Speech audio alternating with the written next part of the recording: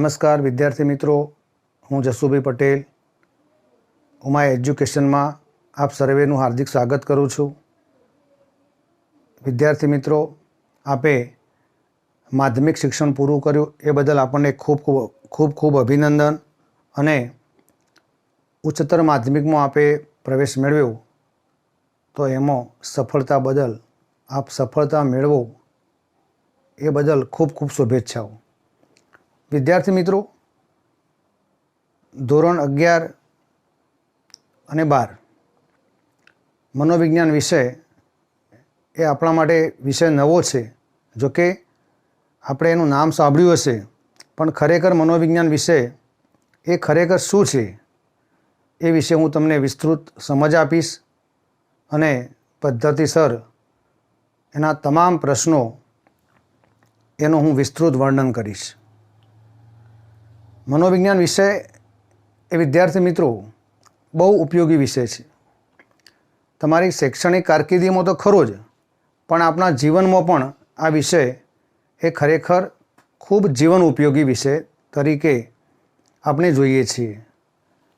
તમે ગ્રેજ્યુએશન પૂરું કરી અને પીટીસી કે બીએડ કરો તો એના પછી પણ તમે ટેટ કે ટાટની પરીક્ષા આપો તો મનોવિજ્ઞાન વિષયના લગભગ 30 માર્ક્સના પ્રશ્નો પૂછાય છે।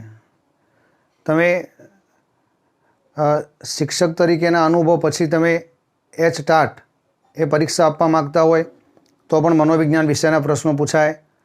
તમે હેડ કોન્સ્ટેબલની પરીક્ષા આપો, પીએસઆઈ કે પીઆઈની પરીક્ષા આપો, સ્લેટ કે નેટની પરીક્ષા આપો, તો આવી ખાતાકીય દરેક પરીક્ષાઓની અંદર મનોવિજ્ઞાન વિષય એના પ્રશ્નો પૂછાય છે, અને તમારા માટે એ ખૂબ ઉપયોગી બની શકે। મિત્રો, આપણને પ્રશ્ન થાય કે મનોવિજ્ઞાન વિષય ખરેખર શું છે?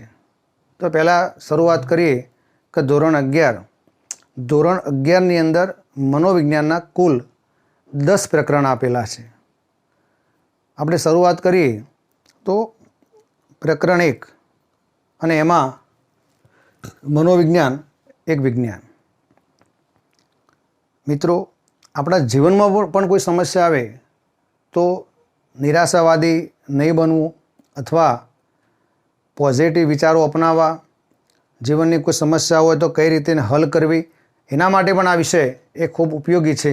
આપણે શરૂઆત કરીએ તો ખરેખર મનોવિજ્ઞાન વિષય એમાં અભ્યાસક્રમમાં શું આવે, મનોવિજ્ઞાન કોને કહેવાય, એની આપણે વિસ્તૃત ચર્ચા કરીશું। મિત્રો, જોડે નોટબુક રાખજો, તમારી બુક્સ પણ તમે જોડે રાખજો, અને અગત્યના પ્રશ્નોની તમે નોંધ કરજો, જેથી કરી અને તમે એનું વાંચન કરી શકો, તમે તૈયાર કરી શકો। આપણે જોઈએ પ્રકરણ 1, મનોવિજ્ઞાન એક વિજ્ઞાન। તો મનોવિજ્ઞાન એક વિજ્ઞાન, મિત્રો, મનોવિજ્ઞાન વિષય તો પહેલાં તત્વજ્ઞાનની એક શાખા હતી, તત્વજ્ઞાનનો એક ભાગ હતો, પણ અત્યારે મનોવિજ્ઞાન વિષય એનો વિષય તરીકે એનો સ્વીકાર કરવામાં આવેલો છે। મનોવિજ્ઞાન વિષયનો ઉદ્ભવ થયે લગભગ 130થી 135 વર્ષ જેટલો સમય થયો। એટલે બહુ ઓછા સમયની અંદર મનોવિજ્ઞાન વિષયે ખૂબ સફળતા મેળવી છે। આજે એક પણ ક્ષેત્ર એવું નથી કે જેમાં મનોવિજ્ઞાન વિષય એનો સમાવેશ થતો ન હોય। એટલે કે મનોવિજ્ઞાન વિષય, જો મનોવિજ્ઞાનની ભાષામાં કહું ને તો શૈશવ અવસ્થા, બાલ્ય અવસ્થા છોડી અત્યારે મનોવિજ્ઞાન વિષય એ તરુણ અવસ્થામાં પ્રવેશ કર્યો છે। તરુણ અવસ્થા એટલે કે ઝડપી વિકાસ થાય। આજના સમયમાં મનોવિજ્ઞાન વિષય એનો ખૂબ ઝડપી વિકાસ થઈ રહ્યો છે। એટલે કે મનોવિજ્ઞાન વિષય એ દરેક ક્ષેત્રની અંદર એનો ઉપયોગ થવા લાગ્યો છે। વર્તમાન સમયની આપણે વાત કરીએ તો વર્તમાન સમયની અંદર કેટલાય પ્રકારની સમસ્યાઓ છે। આતંકવાદ, કોમવાદ, પ્રાંતવાદ,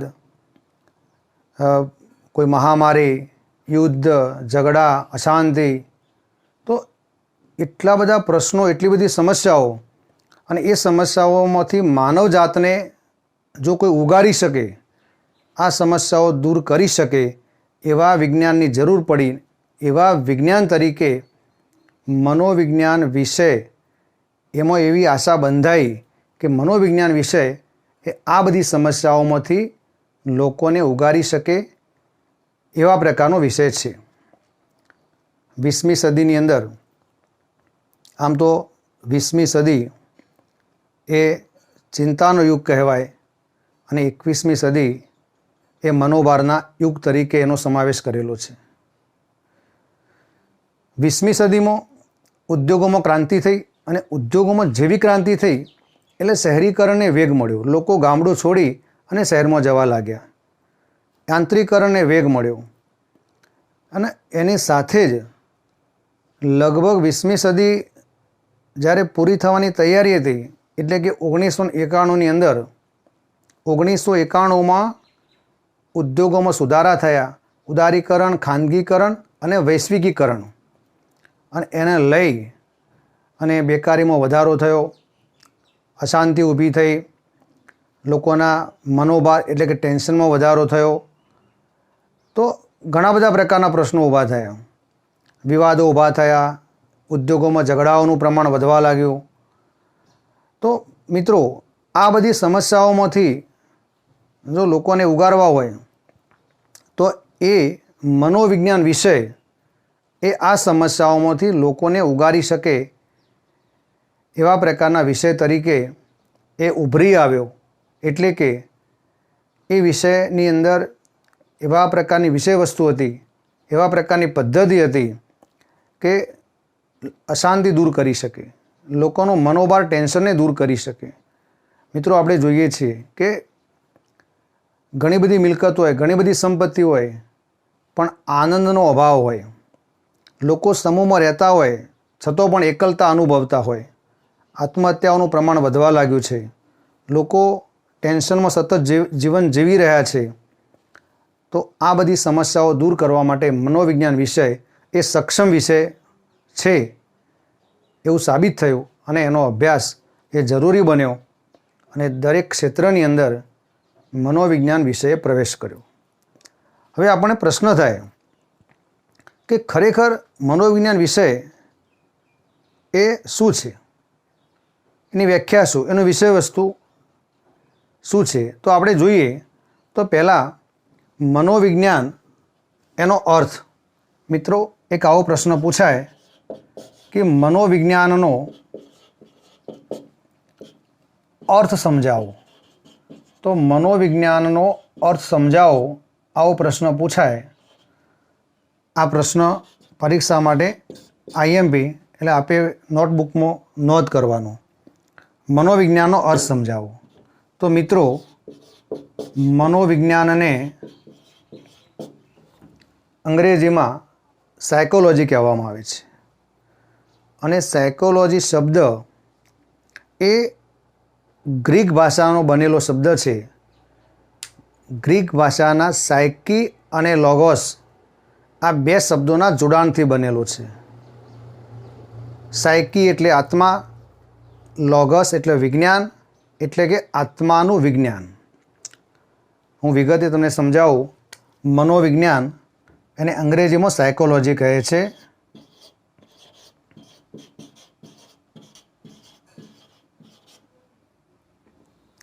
સાયકોલોજી શબ્દ એક ગ્રીક ભાષામાંથી બનેલો છે, એમાંથી ઉતરી આવેલો છે. આ સાયકોલોજી શબ્દ એ સાયકી અને લોગસ બે શબ્દોનો બનેલો છે.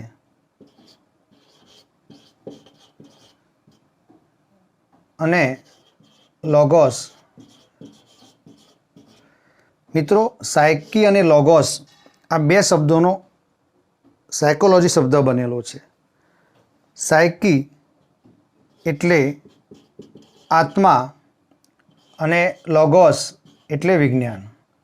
એટલે મનોવિજ્ઞાનનો અર્થ થાય આત્માનું વિજ્ઞાન.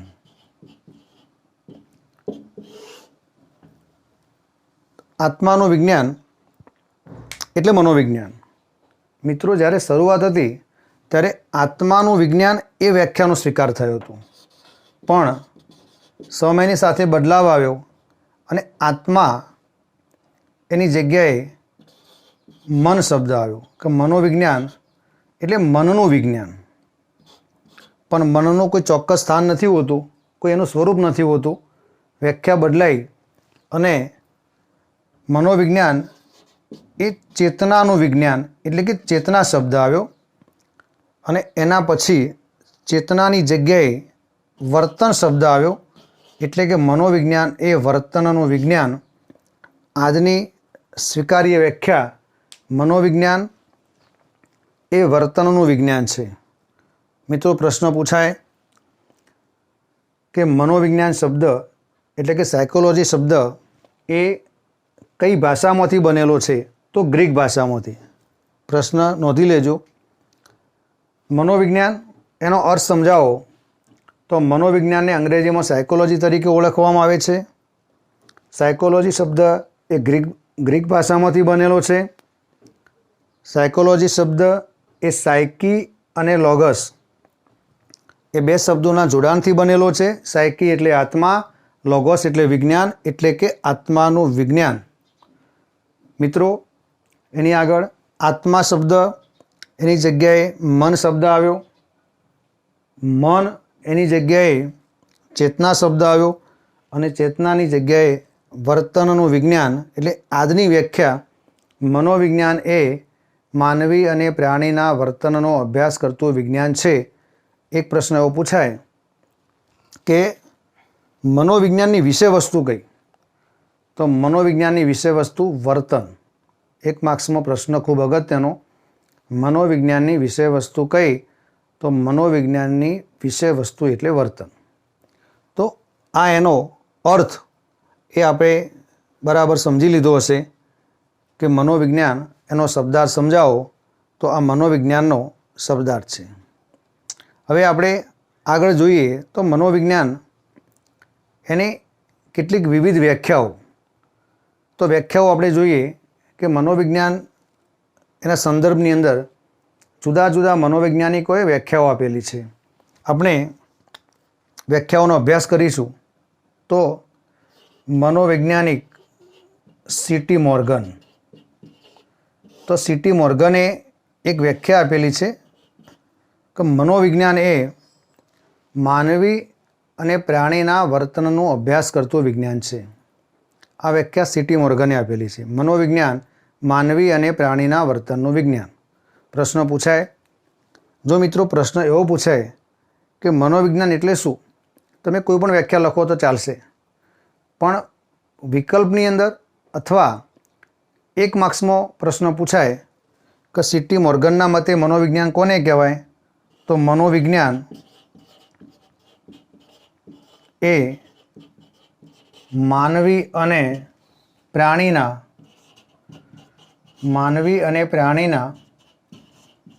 વર્તનનું વિજ્ઞાન છે. આ વ્યાખ્યા સીટી મોર્ગને આપી. મિત્રો, એના પછી એક બીજી વ્યાખ્યા છે હિલગાર્ડ એટકિન્સન. મનોવૈજ્ઞાનિક હિલગાર્ડ એટકિન્સન. તો એમને એક વ્યાખ્યા આપી. તો મનોવિજ્ઞાન એમની વ્યાખ્યા એવા પ્રકારની છે કે મનોવિજ્ઞાન માનવીની તમામ માનસિક અને શારીરિક પ્રવૃત્તિઓનો અભ્યાસ કરતું વિજ્ઞાન છે. મનોવિજ્ઞાન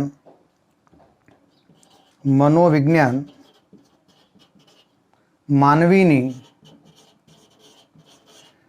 તમામ માનસિક અને શારીરિક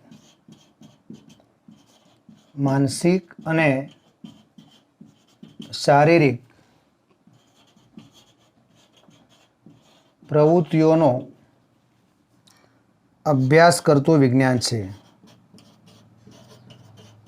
અભ્યાસ કરતું વિજ્ઞાન છે.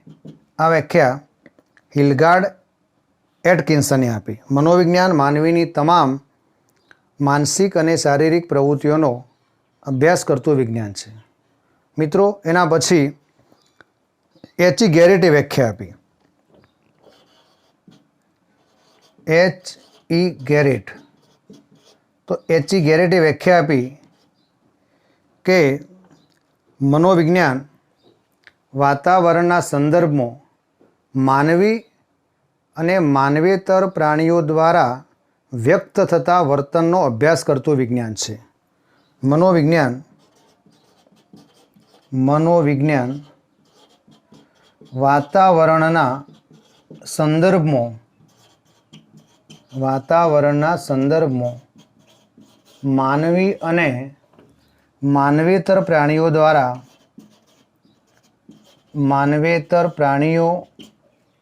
દ્વારા વ્યક્ત થતા વર્તનનો અભ્યાસ કરતું વિજ્ઞાન છે. તો આ વ્યાખ્યા એચ.ઇ. ગેરેટે આપી.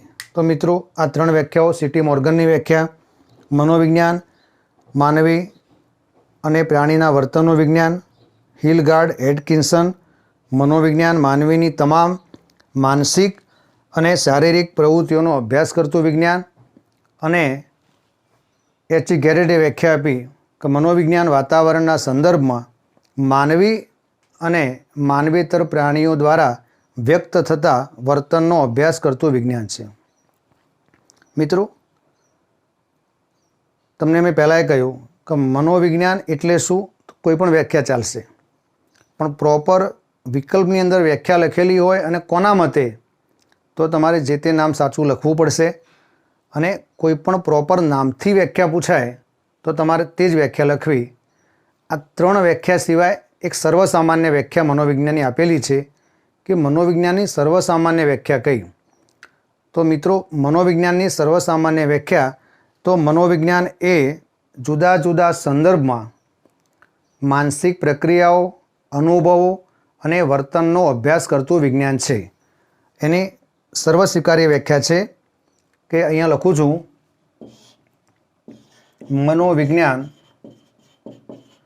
એ જુદા જુદા સંદર્ભમાં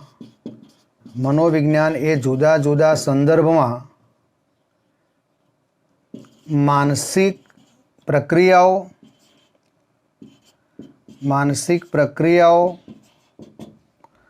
અનુભવો અને વર્તનનો અભ્યાસ કરતું વિજ્ઞાન છે. જ્યારે પ્રશ્ન એવો પૂછાય કે મનોવિજ્ઞાનની સર્વસામાન્ય વ્યાખ્યા કઈ, તો સર્વસામાન્ય વ્યાખ્યા, મનોવિજ્ઞાન એ જુદા જુદા સંદર્ભમાં માનસિક પ્રક્રિયાઓ, અનુભવો અને વર્તનનો અભ્યાસ કરતું વિજ્ઞાન છે. મિત્રો, આ વ્યાખ્યામાં કુલ 4 મુદ્દાઓ સમાવેશ થાય છે. 4 મુદ્દાઓ તમને આવડે એટલે વ્યાખ્યા આવડી જાય, અને વ્યાખ્યા આવડે એટલે 4 મુદ્દા આવડી જાય. માનસિક પ્રક્રિયા, અનુભવ, વર્તન અને વિજ્ઞાન, આ 4 મુદ્દા છે. આ 4 મુદ્દાઓને આપણે વિસ્તૃત સમજૂતી મેળવીશું. તો પહેલાં, માનસિક પ્રક્રિયા એટલે શું? માનસિક પ્રક્રિયાઓ એટલે શું? મિત્રો, માનસિક પ્રક્રિયાઓ એટલે શું? માનસિક પ્રક્રિયા કોને કહેવાય? આપણે સમજૂતી મેળવીએ. પ્રશ્ન એવા પ્રકારનો પૂછાય કે મનોવિજ્ઞાનની સર્વસામાન્ય વ્યાખ્યા સમજાવો, તો તમારે મનોવિજ્ઞાનની સર્વસામાન્ય વ્યાખ્યા પહેલાં લખવાની, 4 મુદ્દા સમજાવવાના. એમાં પ્રથમ મુદ્દો, માનસિક પ્રક્રિયાઓ એટલે શું? મિત્રો, માનસિક પ્રક્રિયાઓની આપણે વાત કરીએ તો માનસિક પ્રક્રિયા એ કોઈપણ વ્યક્તિની અંગત બાબત છે. એવું કહી શકાય કે માનસિક પ્રક્રિયાની અંદર જ્યારે વ્યક્તિ એની પોતાની અંગત બાબત કહી શકાય, એક સભાન અવસ્થા અને એક જાગ્રત અવસ્થા, એટલે એ એની માનસિક પ્રક્રિયા. જ્યારે વ્યક્તિ સમક્ષ કોઈ પ્રકારની સમસ્યા હોય, કોઈ સમસ્યામાંથી બહાર નીકળવાનું હોય, તો જ્યારે વ્યક્તિ પોતે એના માટે એ માનસિક પ્રક્રિયા એટલે વિચારતો હોય છે જ્યારે એ વિચારણા કરે એટલે એની સભાન અવસ્થા કહેવાય, એની જાગ્રત અવસ્થા કહેવાય. અને એ માનસિક પ્રક્રિયા એટલે કે જ્યારે એ સમસ્યામાંથી બહાર નીકળવા માટે જ્યારે એ વિચારણા કરે છે કે સમસ્યામાંથી કેવી રીતના બહાર નીકળવું, તો એને મગજની પ્રક્રિયા કહેવામાં આવે છે. અને એ મગજની પ્રક્રિયા થાય એટલે કે વ્યક્તિ પોતે વિચારે અને સમસ્યામાંથી કઈ રીતે બહાર નીકળવું એનો એને ઉકેલ મળે. તો આ મગજની પ્રક્રિયા અને માનસિક પ્રક્રિયા આ બંને એક જ બાબત નથી, બંનેમાં તફાવત છે. બંને એક બાબત નથી પણ પરસ્પર આધારિત છે, પરસ્પર સંકળાયેલી બાબતો છે. માનસિક પ્રક્રિયા થાય એટલે ટૂંકમાં મગજ ઉપર પ્રક્રિયા થાય જ્યારે એ વિચારે કે સમસ્યામાંથી કઈ રીતે બહાર નીકળવું, એટલે મગજ ઉપર એની માનસિક પ્રક્રિયા થાય. અને એ મગજની પ્રક્રિયા થાય એટલે એ વિચારે, જેને આપણે માનસિક પ્રક્રિયા કહીશું. ટૂંકમાંથી એ ઉકેલ મેળવવાનો પ્રયત્ન કરે. મિત્રો, આપણે મનની વાત કરીએ તો મન એનું ચોક્કસ કોઈ સ્થાન નથી, કોઈ સ્વરૂપ નથી, કે એનો કોઈ આકાર નથી. પણ જ્યારે મગજ ઉપર પ્રક્રિયા થાય એટલે કે અનુભવ અને વાતાવરણ, જેવા પ્રકારનું વાતાવરણ હોય એવા પ્રકારે વ્યક્તિ એ વિચારે અને એ વિચારણાના સંદર્ભમાં એને સમસ્યાનો ઉકેલ મળે.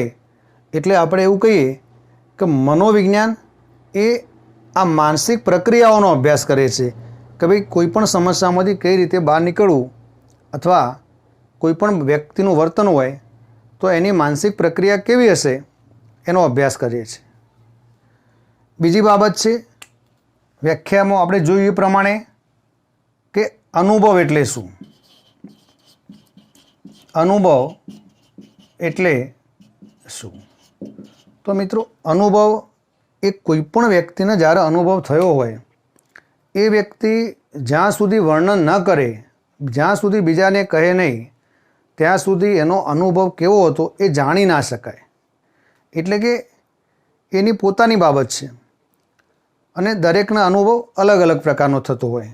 આપણે જોઈએ કે ચલો આજે એક શિક્ષક વર્ગમાં ભણાવી રહ્યા છે તો વિદ્યાર્થી એનો અનુભવ બીજાને જ્યાં સુધી એનું વર્ણન ના કરે ત્યાં સુધી એને કેવો અનુભવ થયો એ આપણે જાણી ના શકીએ. પણ જ્યારે એ વર્ણન કરે કે એનો અનુભવ કેવો હતો તો આપણે જાણી શકીએ.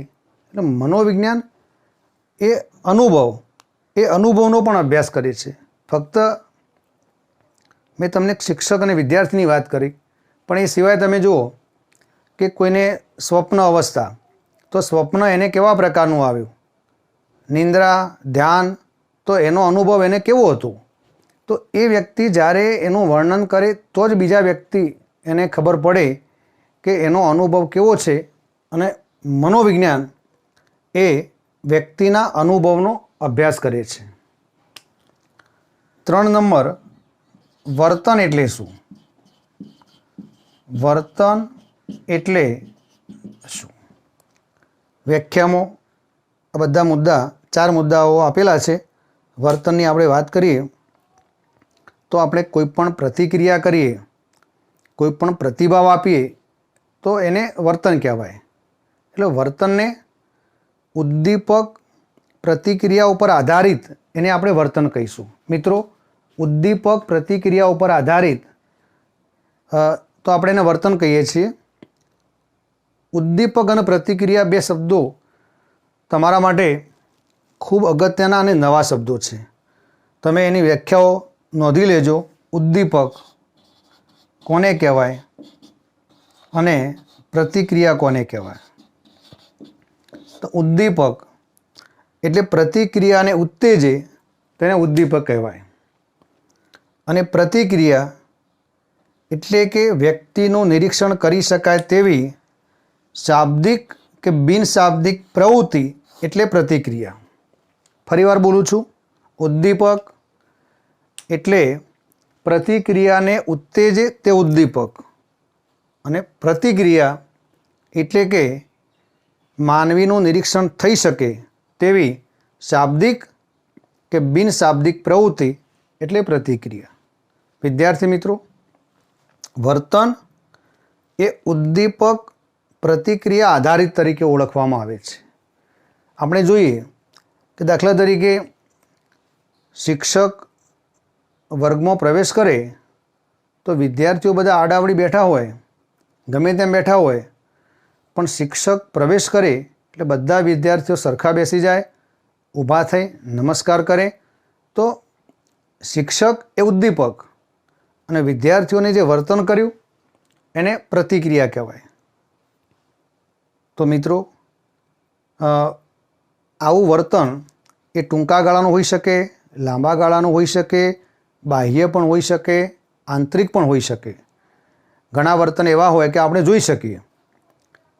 એ જે વર્તન કરે ચેષ્ટાત્મક વર્તન હોય તો આપણે જોઈ શકીએ, પણ એનું માનસિક વર્તન હોય તો આપણે જોઈ ના શકીએ. એટલે કે એનું વર્તન આંતરિક હોય તો આપણને ખબર ના પડે, પણ એનું બાહ્ય વર્તન હોય તો આપણે જોઈ શકીએ. તો મનોવિજ્ઞાન એ આવા વર્તનનો અભ્યાસ કરે છે. અને છેલ્લે કે વિજ્ઞાન એટલે શું? મિત્રો, વિજ્ઞાન એટલે શું? તો આપણે વિજ્ઞાનની વાત કરીએ તો એવું કહી શકાય, વિજ્ઞાન કોને કહેવાય પ્રશ્ન પૂછાય તો વ્યાખ્યા છે, વિજ્ઞાન એટલે વિશિષ્ટ પ્રકારનું જ્ઞાન. નોટબુકની અંદર નોંધ કરી દેવાનું. વિજ્ઞાન એટલે વિશિષ્ટ પ્રકારનું જ્ઞાન. કોઈ પણ વિષય એનો વિશિષ્ટ પ્રકારનો અભ્યાસ કરવામાં આવે એનું જ્ઞાન માટે તો એને વિજ્ઞાન કહેવાય. એની વ્યાખ્યા, વિજ્ઞાન એટલે વિશિષ્ટ પ્રકારનું જ્ઞાન. વિજ્ઞાનના 4 લક્ષણો છે. પ્રશ્ન પૂછાય વિજ્ઞાનના લક્ષણો કેટલા અને કયા કયા? તો 4: પુનરાવર્તન, પરિવર્તન, વસ્તુલક્ષિતા અને નિયંત્રણ. ફરી બોલું છું, વિજ્ઞાનના લક્ષણો કેટલા અને કયા કયા? તો 4: પુનરાવર્તન, પરિવર્તન, વસ્તુલક્ષિતા અને નિયંત્રણ. કોઈ પણ મનોવિજ્ઞાન એને વિજ્ઞાન તરીકે ઓળખવામાં આવે છે. કોઈ પણ વિષય એનો વૈજ્ઞાનિક એટલે કે વિશિષ્ટ પ્રકારે અભ્યાસ કરવામાં આવે. જ્યારે અભ્યાસ કરવાનો હોય, પછી એ કુદરતી હોય કે પ્રયોગશાળામાં હોય, તો એ અભ્યાસમાં પુનરાવર્તન આવે, પરિવર્તન થાય, નિયંત્રણ હોય અને વસ્તુલક્ષિતા. કોઈ ભાઈચારો, કોઈ પણ પ્રકારનો લાગવગ સગાવાદ ન આવે એટલે કે વસ્તુલક્ષિતા. તો મનોવિજ્ઞાન એ જ્યારે કોઈ પણ સંશોધન કરે કે કોઈ પણ અભ્યાસ કરે તો એ અભ્યાસની અંદર એ પ્રયોગશાળા હોય કે કુદરતી હોય, પણ એ વિશિષ્ટ પદ્ધતિ અભ્યાસ કરે છે. અને વિશિષ્ટ પદ્ધતિ અભ્યાસ કરે એટલે મનોવિજ્ઞાનને આપણે વિજ્ઞાન તરીકે એને ઓળખીએ છીએ. કોઈ પણ વ્યક્તિની માનસિક પ્રક્રિયા હોય કે એનો અનુભવ હોય કે એનું વર્તન હોય, તો એ બધી બાબતો એની અંગત છે.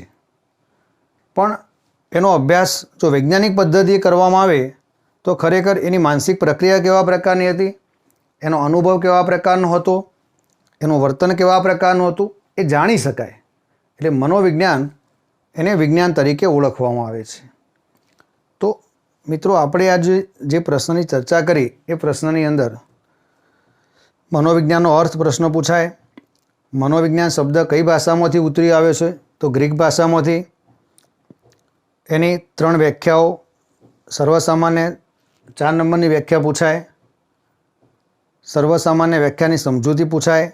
તો પણ તમારે આ 4 મુદ્દા, માનસિક પ્રક્રિયા એટલે શું, અનુભવ એટલે શું, વર્તન એટલે શું, વિજ્ઞાન એટલે શું.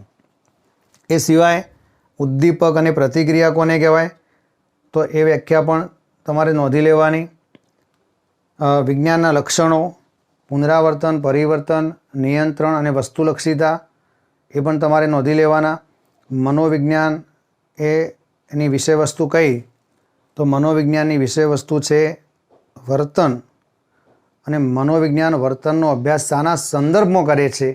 તો વાતાવરણ. એ પ્રશ્ન પણ મોસ્ટ આઈએમપી.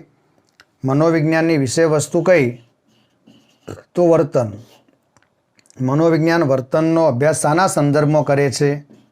તો વાતાવરણના સંદર્ભમાં. આપણે અહીંયા વ્યાખ્યા જોઈ કે એચ. ગેરેટે વ્યાખ્યા આપેલી જ છે કે મનોવિજ્ઞાન વાતાવરણના સંદર્ભમાં માનવી અને માનવેતર પ્રાણીઓ દ્વારા વ્યક્ત થતા વર્તનનો અભ્યાસ કરતું વિજ્ઞાન છે. તો વિદ્યાર્થી મિત્રો, આજે આપણે મનોવિજ્ઞાન વિષય કોને કહેવાય, એનો અર્થ, એની વ્યાખ્યાઓ, સર્વસામાન્ય વ્યાખ્યા, જે પ્રશ્નો મોસ્ટ આઈએમપી હોય એ નોંધી લેવાના, નોટબુક જોડે જ રાખવાની અને એ પ્રશ્નો તમારે તૈયાર કરવાના, વારંવાર રિવિઝન કરવાનું. અને જો મિત્રો આજે 11મા ધોરણની અંદર મારો આ પ્રથમ વિડીયો છે, જો તમને આ વિડીયો મારો ગમ્યો હોય તો તમે બીજા જે મિત્રો ધોરણ 11માં અભ્યાસ કરતા હોય અથવા જે ટાટ કે ટેટની પરીક્ષા આપવા માગતા હોય તેવા વિદ્યાર્થી મિત્રોને તમે આ વિડીયો શેર કરજો. મારી આ ઉમા એજ્યુકેશન યુટ્યુબ ચેનલ એને તમે સબસ્ક્રાઈબ કરજો, જેથી કરી અને તમને નવા અપડેટ મેસેજ મળી શકે. અને જો કોઈ પ્રકારની સમસ્યા હોય તો તમે ચોક્કસથી કમેન્ટ કરજો. ધન્યવાદ.